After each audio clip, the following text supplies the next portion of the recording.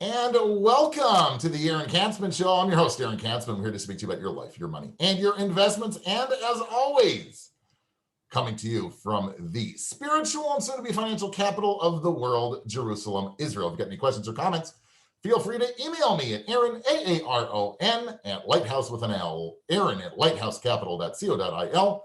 You can check me out on the web at www.aaronkatzman.com. That's www.aaronkatzman.com. Follow me on Twitter, and of course, be sure to subscribe to our brand new YouTube channel. So, why am I wearing a mask? That's a great question. In fact, I'm going to take off my mask, okay? Because the mask is annoying. But the reason I want to wear a mask, I want to speak to you today about removing your financial mask so that you can become financially independent. You like that? That's a good one. Props. When's the last time you saw a financial video with props? Okay. So remember at the beginning, in Israel right now, the big talk is actually about, should we continue to wear masks, corona masks, right? Even though like 60% of the population has been vaccinated. Well, let's go back in time. Like I'd like to go back like a year ago, right? When the whole mask thing started, right? And people just like hid behind it. And on the one hand, it's annoying, right? It's annoying when your glasses fog up. It's annoying when you go out in the rain. It's annoying when it's hot. It's annoying when you have to blow your nose. It's annoying to wear a mask. On the other hand, there is good when you wear the mask. What is that? People can say stupid things and you can just make faces and you don't have to shave. You can wear a goatee and nobody knows. It's like awesome. Right? Nobody knows that you think that what the person just said is absolutely inane. And you can scowl, you can do all these things, right? I like that because that's the kind of person I am. I'm into social distancing. I'm not into the huggy things, huggies and kisses. That's not me. And put on a mask where I can like scowl and frown, and I'm a happy camper.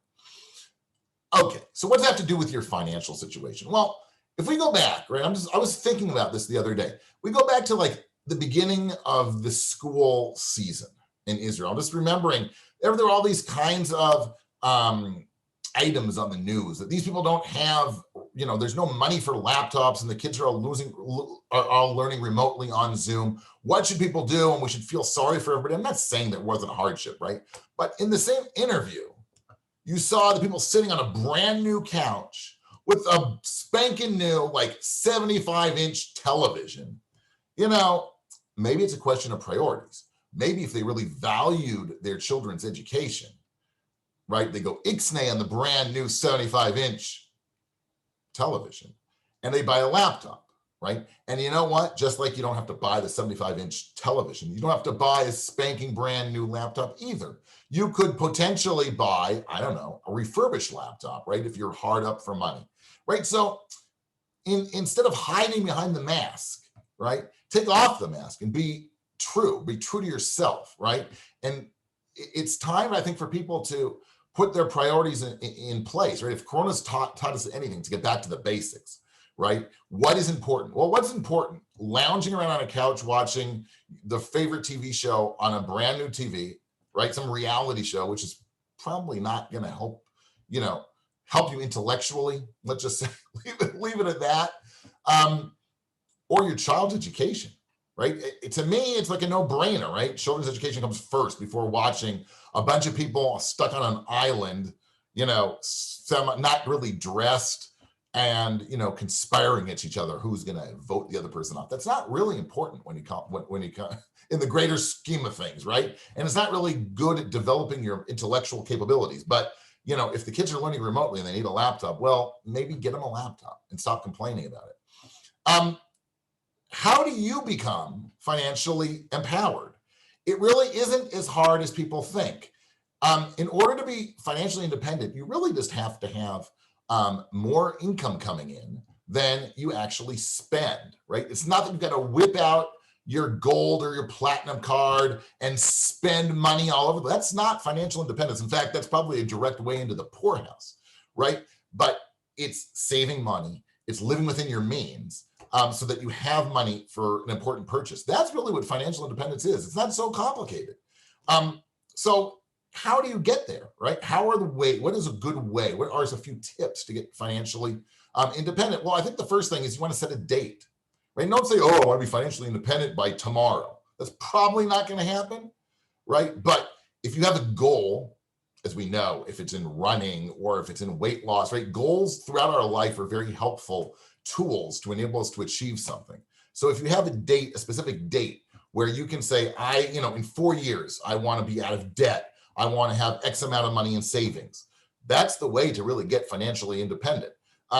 If you need to know how much money you're going to make, so what you need to do is, let's say for retirement, you want to know how much obviously you have now. You want to know what kind of pensions you're going to have coming in. You want to know, if you're in the US, what kind of Social Security you're going to have. If you're in Israel, Bituach Leumi, right? All these government pension system safety nets that they give you.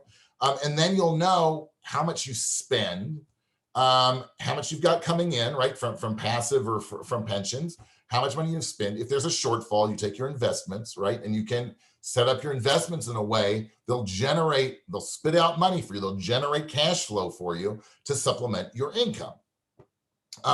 It's important before you get to that stage, obviously, to prioritize not spending, right? You have to prioritize saving and then investing. Let the money do what it's supposed to do. I met yesterday with a few days ago with a couple. It was a very interesting meeting because the woman was all gung-ho about investing, and the husband was saying, like, I'm really nervous about the stock market. I've had such a bad experience in the stock market. And I said, really?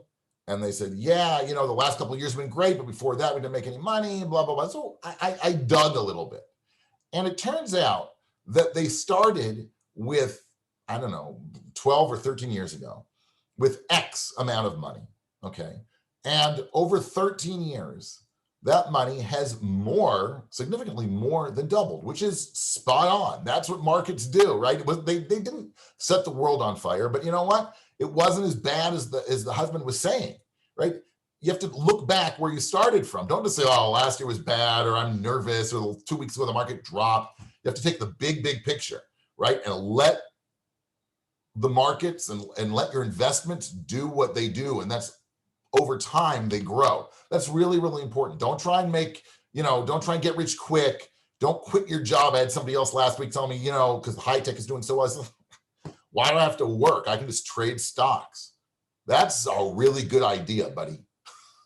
That's not a good idea. I say that sort of sarcastically, right? I should take off the mask and tell him to his face. That's a dumb idea, okay? Keep your job and save money every month and invest it intelligently. Don't turn into a day trader, okay? Bad idea, okay? Let time work for you.